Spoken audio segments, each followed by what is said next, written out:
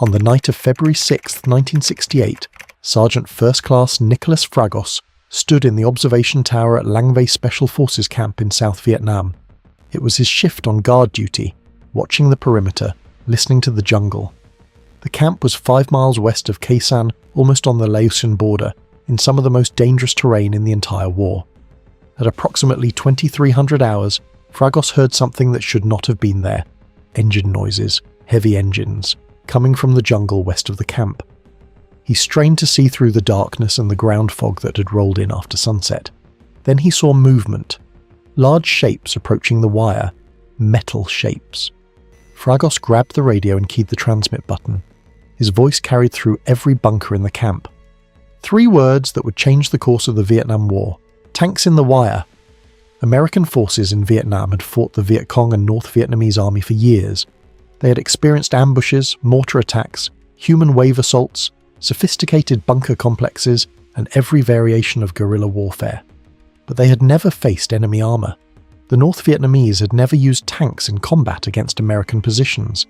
Intelligence officers said the terrain was too difficult, the roads too poor, the logistics too complicated.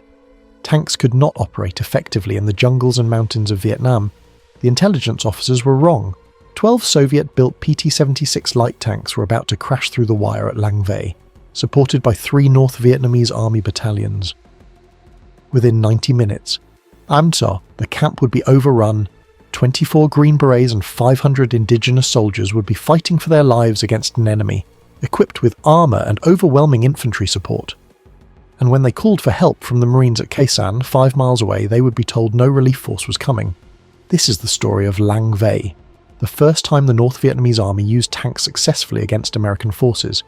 It is a story of courage under impossible conditions, of special forces soldiers fighting tanks with rifles and grenades, of indigenous troops standing their ground when they could have run, and it is a story of abandonment, of men trapped in a bunker under attack, listening to the radio as their requests for help were denied again and again.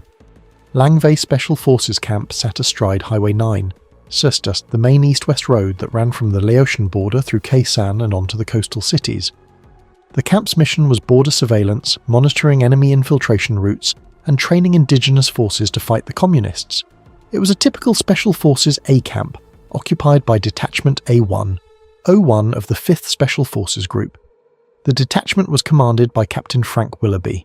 He had approximately 24 American personnel under his command: team sergeant, intelligence specialists, weapons sergeants, medics, communications experts.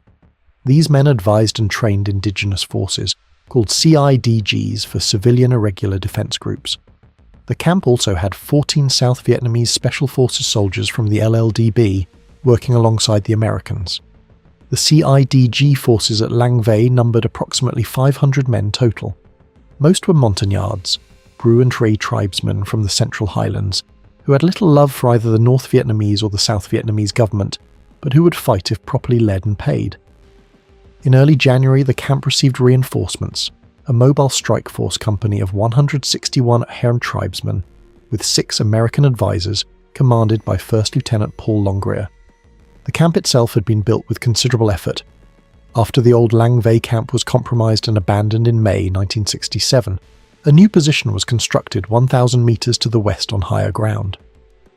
Navy Seabees built hardened weapons pits with reinforced concrete, installed steel plating on entrance doors, constructed an observation tower, and hardened the operations bunker that would serve as the command post. The defences looked substantial on paper: barbed wire perimeter, fighting bunkers connected by trenches, mortar pits, machine gun positions, underground bunkers where troops could shelter during artillery barrages. But these defences were designed to stop infantry assaults, not armoured vehicles. No one anticipated that tanks would attack Lang Vei. The warning signs were there, but they were not properly heeded. On January 23rd, the North Vietnamese attacked a Laotian outpost at Ban Hue Sein, just across the border. The attack was supported by PT-76 tanks, the first confirmed use of armour by North Vietnamese forces in this area. The Laotian unit, 700 soldiers of the Royal Laos Army, fled east into South Vietnam with their families. They ended up at Lang Vei, 2,200 refugees needing food and shelter. The Special Forces team placed the Laotians in Old Lang Vei, the abandoned camp 1,000 metres to the east. But the presence of refugees, the confirmed use of tanks against the Laotian position, and increasing North Vietnamese activity in the area should have triggered alarm bells at higher headquarters. Lang Vei was vulnerable. If the enemy chose to attack with armour, the camp might not be able to hold. On January 30th, a North Vietnamese soldier walked into Lang Vei and surrendered. Private Luong Din Du was a rifleman from the 8th Battalion, 66th Regiment, 304th NVA Division. He had deserted after his unit took heavy casualties attacking Marine positions around Khe Sanh. During interrogation, he told his captors that his unit was preparing to assault Lang Vei. He said he had participated in a reconnaissance of the camp 2 nights before his surrender. When asked about tanks, he said he had not seen any supporting his unit. This should have been the final warning. An enemy soldier confirms that his regiment is preparing to attack, admits to conducting reconnaissance of the camp, provides details about North Vietnamese dispositions. Captain Willoughby passed this intelligence up the chain of command. But no reinforcements were sent to Lang Vei. The camp would have to defend itself with the forces it had.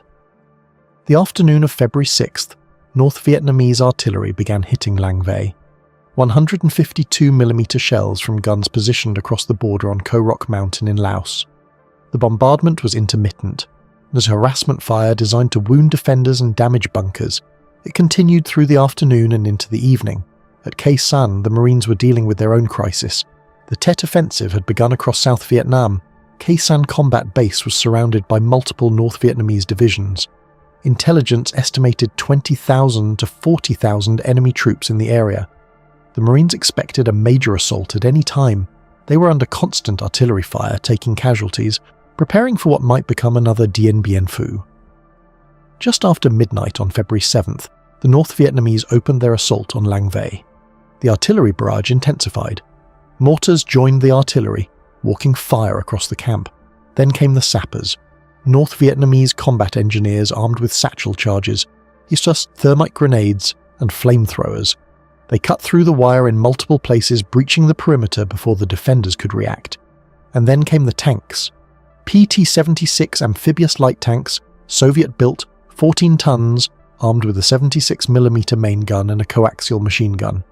12 tanks total, approaching from 3 directions, 5 from the south, 4 from the west along Highway 9, 2 from the east also on Highway 9. Behind each group of tanks came North Vietnamese infantry, hundreds of soldiers exploiting the gaps the armour would create. The sound of tank engines was terrifying to soldiers who had never faced armour before. The indigenous troops had been trained to fight other infantry. They knew how to use rifles and machine guns and grenades against enemy soldiers. But tanks? How do you fight a tank with a rifle? The psychological shock was immense, immediate and devastating. The first 2 tanks to reach the wire were engaged by Sergeant First Class James Holt with a 106mm recoilless rifle. The 106 was an anti-tank weapon, a direct fire gun that could punch through armour at close range. Holt scored direct hits on both tanks, destroying them before they could enter the camp perimeter. This was exactly what the weapon was designed to do. For a moment it seemed the defences might hold, but there were 10 more tanks coming. The defenders had a limited number of 106mm rounds. They had M72 Law rockets, lightweight anti-tank weapons that could be fired by individual soldiers, but many of the Laws malfunctioned. The minimum arming distance was 33 feet, and in close combat that meant many rockets hit tanks before they armed and simply bounced off without exploding. Some LAWs were duds, failing to fire at all. Soldiers found themselves standing in the open, trying to engage tanks with weapons that did not work, while machine gun fire from those tanks cut down anyone exposed. The remaining PT-76 tanks crashed through the wire. The barbed wire entanglements that would stop infantry meant nothing to 14-ton vehicles. The tanks simply drove over the wire, crushing it flat, flattening defensive obstacles, creating wide gaps through which North Vietnamese infantry poured into the camp. The sound was terrifying. Metal treads crushing wire, engines roaring, the crack of 76mm guns firing at point-blank range. The PT-76 was not a main battle tank. It was a light amphibious vehicle designed for reconnaissance and infantry support. It had thin armour, vulnerable to anti-tank weapons, but against bunkers and trenches, against defenders who lacked effective anti-tank weapons, it was devastating. The 76mm main gun could destroy bunkers with single shots. The coaxial machine gun could sweep trenches clear of defenders, and the psychological impact of a tank appearing in your defensive position, crushing everything in its path, was overwhelming. The tanks used their 76mm guns to blast bunkers at point-blank range. High explosive shells fired directly into bunker apertures, the muzzle of the tank gun sometimes only meters from the target. The explosions inside bunkers killed everyone instantly. Defenders who survived the initial shell would be hit by secondary explosions as ammunition and grenades detonated. Some bunkers simply collapsed under repeated hits, burying defenders alive. The tank-mounted machine guns raked trenches and fighting positions, forcing defenders to take cover or die. Soldiers who tried to engage the tanks with rifles found their bullets bouncing harmlessly off armour. M16 rounds that could kill a man at 300 metres did nothing to a tank except attract return fire. The sense of helplessness was profound. You could see the enemy, you could shoot at them, but your weapons had no effect. Some defenders tried to get close enough to tanks to use grenades. The theory was that a fragmentation grenade under the tracks might disable the vehicle. But getting close to a tank while it was firing its machine gun was nearly suicidal. Men were cut down as they ran toward the tanks. Those who reached them found that grenades had little effect on the thick steel treads and armoured hull. One tank drove directly up to the operations bunker, the reinforced concrete command post that was supposed to be the strongest position in the camp. The tank fired its main gun into the bunker entrance repeatedly, trying to collapse the structure or kill everyone inside. Then it manoeuvred on top of the bunker, positioning its 14-ton weight directly over the roof, attempting to crush through the concrete. Inside, Captain Willoughby and his staff could hear the tank above them. The sound of the engine was deafening, reverberating through the concrete. They could feel vibrations as the tank moved, as it fired its gun, as its treads ground against the sandbags and equipment on top of the bunker. The fear was visceral. At any moment the roof might collapse, the tank might break through, and if it did, everyone in the bunker would be trapped with nowhere to run. The fighting was close, chaotic, and brutal. North Vietnamese sappers used satchel charges to demolish bunkers. They threw grenades into fighting positions. They used flamethrowers to burn out defenders who refused to surrender.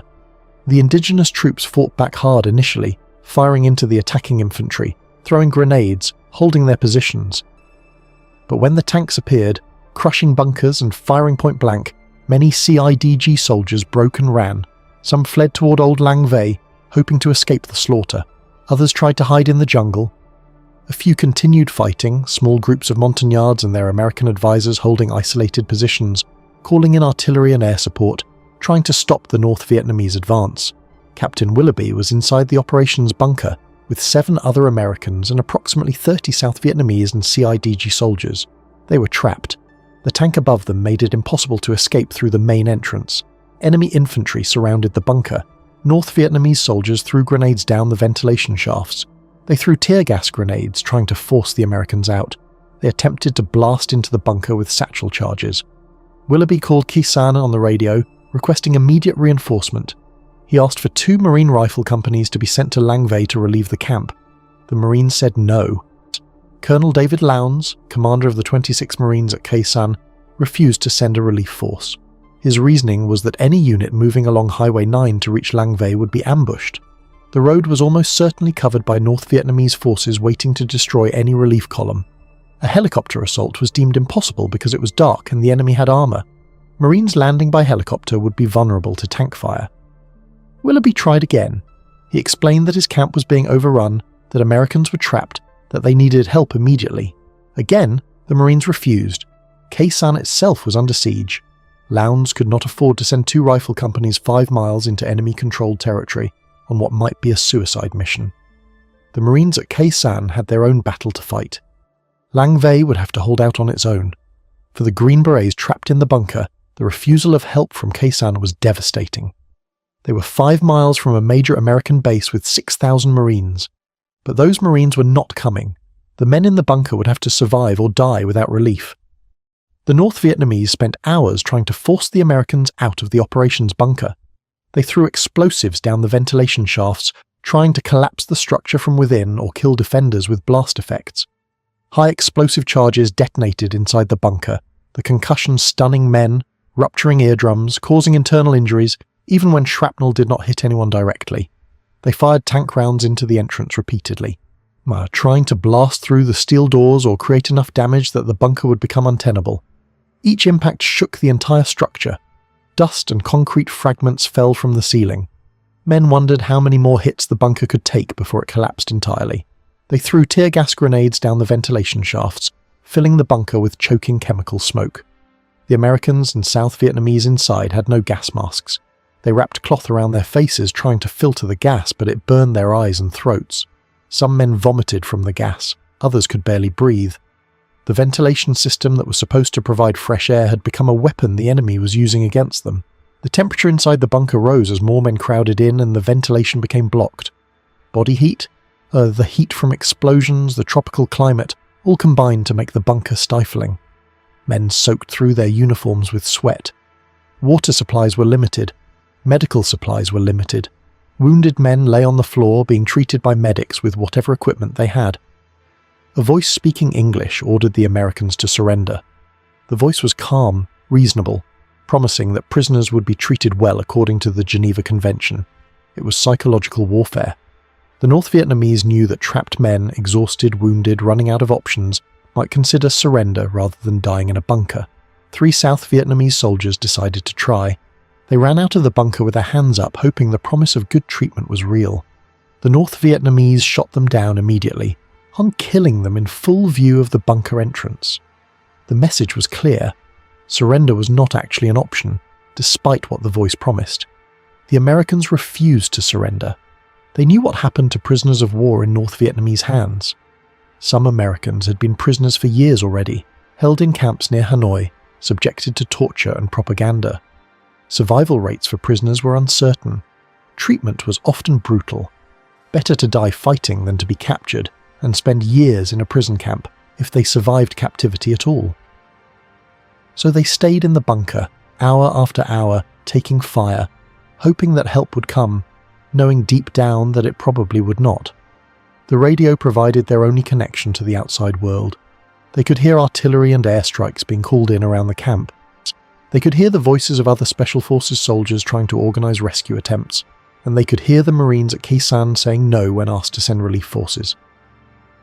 At Old Lang Vei, 1,000 metres to the east, Sergeant First Class Eugene Ashley was organising a rescue attempt. Ashley was an African-American Green Beret from North Carolina who had joined the Army in 1950 during the Korean War. He was a professional non-commissioned officer with nearly 20 years of service, a man who took care of his troops and led from the front. Ashley knew that Americans were trapped in the main camp. He knew that Khe Sanh had refused to send help. If anyone was going to rescue those men, it would have to be Special Forces soldiers, not Marines. Ashley gathered approximately 100 Laotian soldiers who had fled to Old Lang Vei from Ban Hue Sein. These men were not eager to fight. They had already been overrun once by North Vietnamese tanks. They wanted no part of attacking into Lang Vei where more tanks were waiting. But Ashley convinced them. He shamed them, encouraged them, promised them American support. He organised them into an assault force. He coordinated with Marine artillery at Khe Sanh to provide fire support. He contacted Air Force forward air controllers to arrange airstrikes, and at dawn on February 7th, he led his first assault toward Lang Vei. The attack was driven back by concentrated machine gun fire. The North Vietnamese had established defensive positions around the captured camp. They were not surprised by the counterattack. They had infantry, weapons and tanks positioned to stop any relief force. Ashley's Laotian troops took casualties and fell back. Ashley did not give up. He reformed his force, gathered more volunteers, and attacked again.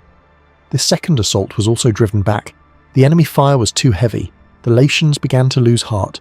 Some started to desert, slipping away into the jungle, but Ashley held the rest together through sheer force of personality. He was joined by 2 Special Forces medics who had escaped from Lang Vei during the initial attack. Sergeant First Class William Craig and Staff Sergeant Peter Tiroch had fought their way out when the tanks broke through. They made it to Old Lang Vei and immediately volunteered to join Ashley's rescue attempts. With their help, Ashley organised a third assault. This attack made more progress. The combined force used mortar fire for illumination and high explosive rounds to suppress enemy positions. Ashley called in artillery from Khe Sanh, walking the shells close to his own position, forcing the North Vietnamese to take cover. Air Force aircraft struck targets around the operations bunker, but again, the assault stalled short of reaching the trapped Americans. Ashley tried a fourth time. By now he had been fighting for hours without rest. He was exhausted, but he would not quit. His fourth assault also failed to reach the operations bunker, but it put pressure on the North Vietnamese positions, forcing them to commit troops to defend against the counterattack rather than assaulting the bunker. On his fifth assault, Ashley was hit by machine gun fire. He took multiple rounds to the chest but refused to be evacuated. He continued leading his men forward, calling in airstrikes danger close, trying one more time to break through to his fellow Americans. He made it to within 30 yards of the operations bunker before he lost consciousness from blood loss. His men carried him off the hill. As they were moving him to the rear, a North Vietnamese artillery shell landed nearby. The explosion killed Ashley instantly. For his actions that day, leading 5 separate assaults against overwhelming enemy forces, refusing to give up despite being wounded, Sergeant First Class Eugene Ashley Jr. was posthumously awarded the Medal of Honor. Ashley's repeated attacks achieved their objective, even though he did not live to see it.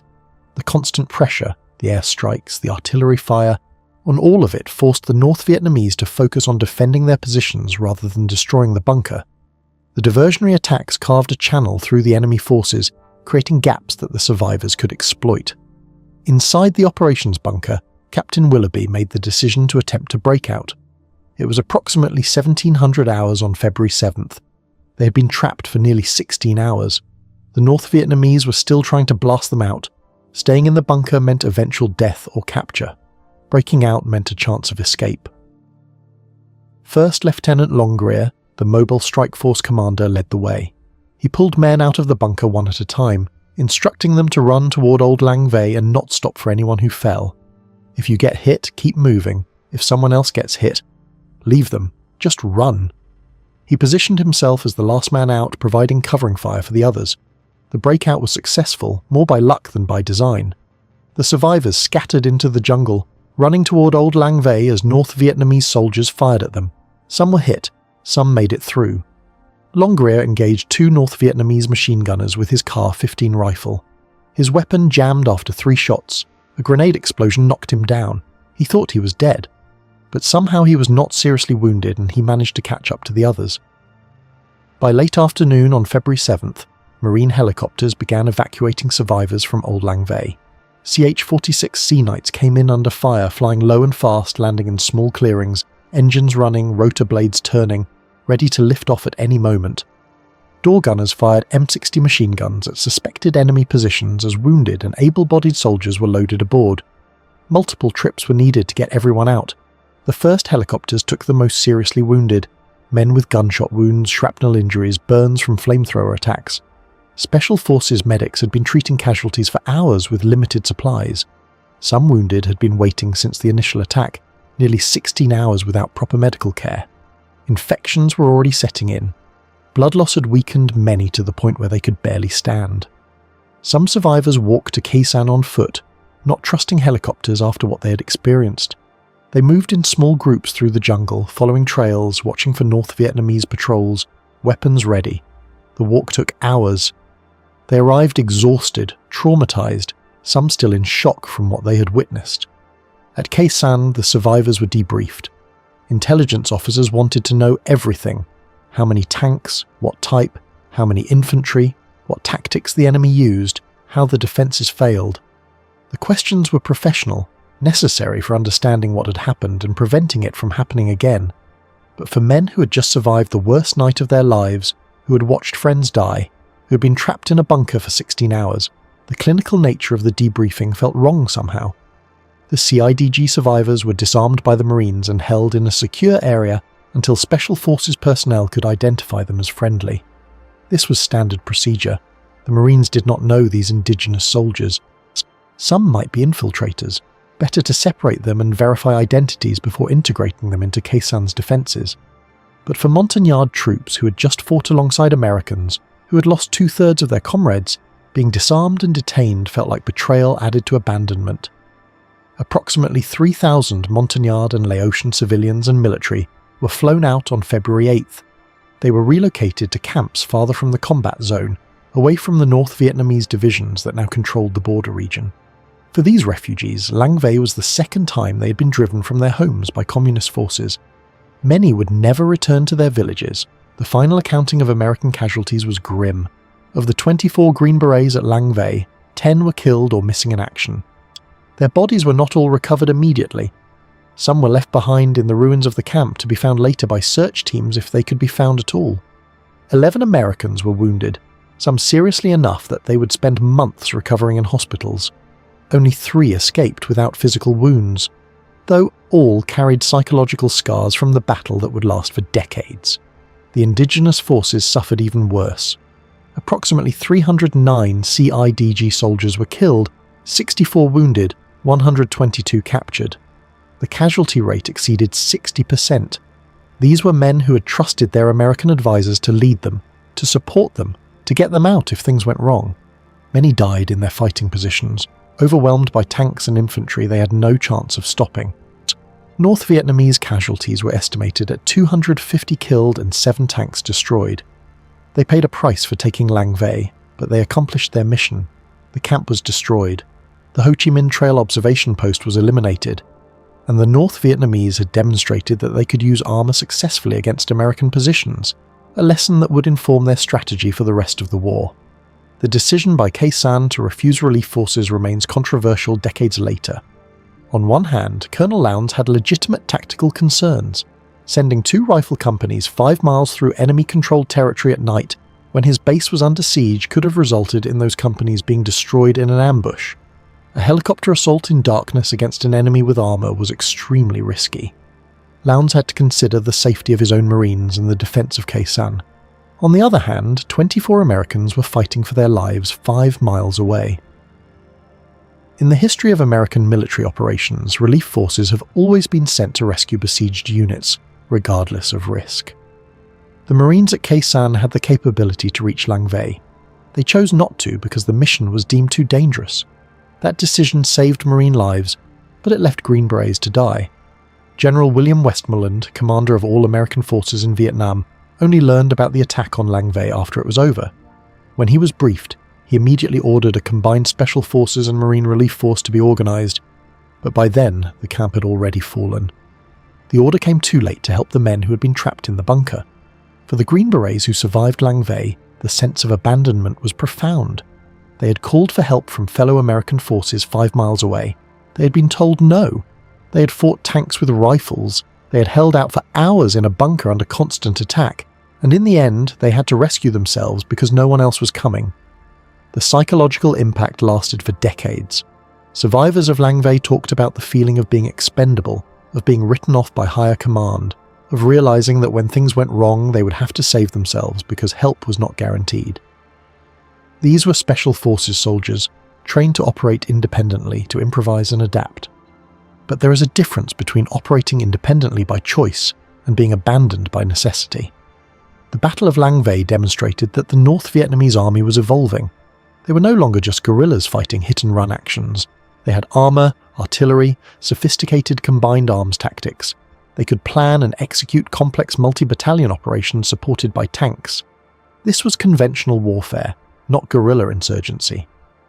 The PT-76 tanks used at Lang Vei were light amphibious vehicles, not main battle tanks.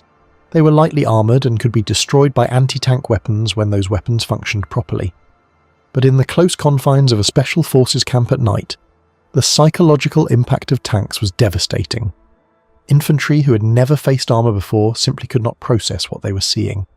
Vehicles crushing through wire, firing cannons point blank into bunkers, impervious to rifle fire. It broke morale faster than any amount of infantry assault could have done. The fact that American intelligence had dismissed reports of tanks in the area made the shock worse. Special Forces soldiers and CIDG troops were not trained or equipped to fight armour, because everyone said armour would not be a threat. When the tanks appeared, there were not enough law rockets, not enough 106mm recoilless rifles, not enough anti-tank mines or other countermeasures. The defenders fought with what they had, and what they had was not enough. After Lang Vei fell, the camp was never rebuilt. The position was deemed too vulnerable, turned too far from support, too difficult to defend. The Khe Sanh area was eventually abandoned in June 1968 after the siege was lifted. The Marines pulled out, destroyed the base, and withdrew to more defensible positions closer to the coast. All the fighting, all the casualties at Khe Sanh and Lang Vei, and in the end the Americans abandoned the entire region. For veterans of Special Forces operations in Vietnam, Lang Vei stands as a cautionary tale about the limits of American support for indigenous warfare programs. The CIDG concept was to train and equip local forces to fight communists in their own areas. It was a good idea in theory. Use indigenous soldiers who knew the terrain, who spoke the language, who had motivation to defend their homes. American Special Forces would advise and support them, but the indigenous forces would do the fighting.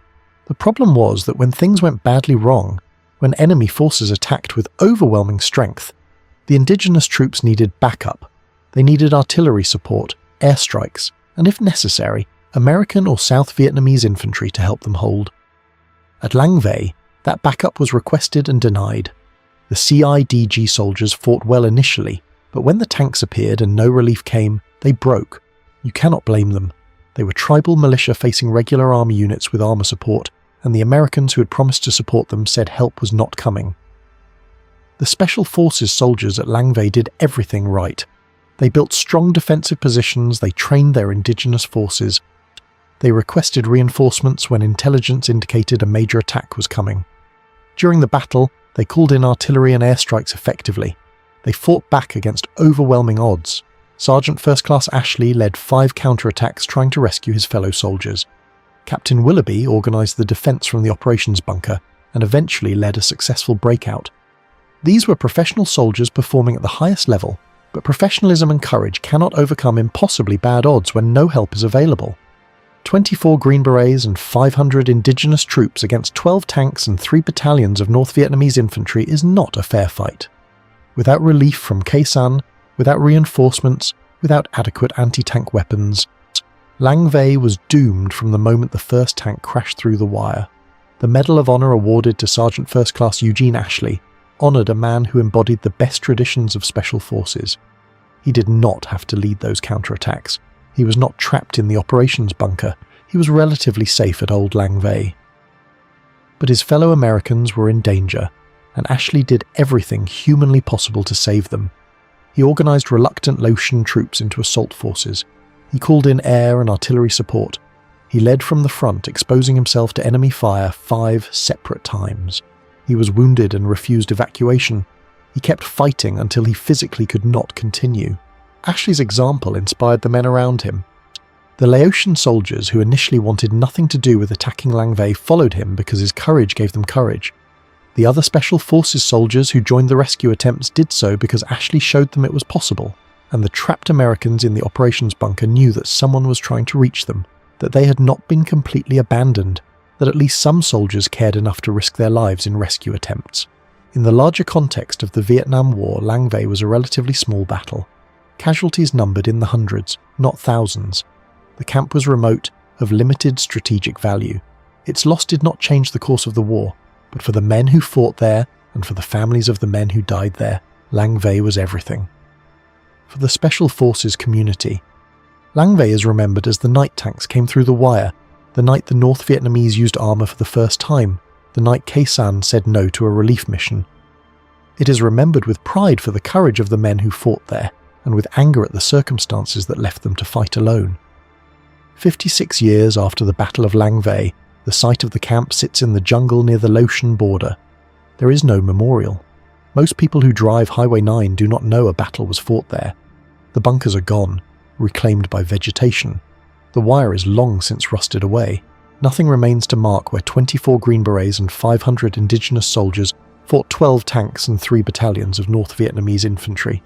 But in the United States, at the Special Forces Memorial at Fort Liberty, Eugene Ashley's name is carved in stone along with other Special Forces soldiers who gave their lives in Vietnam.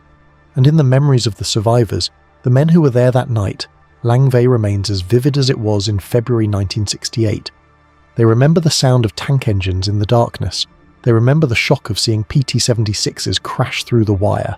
They remember fighting with rifles and grenades against armoured vehicles. They remember calling for help and being told none was coming. They remember Eugene Ashley leading counterattack after counterattack, refusing to give up, dying 30 yards from the men he was trying to save.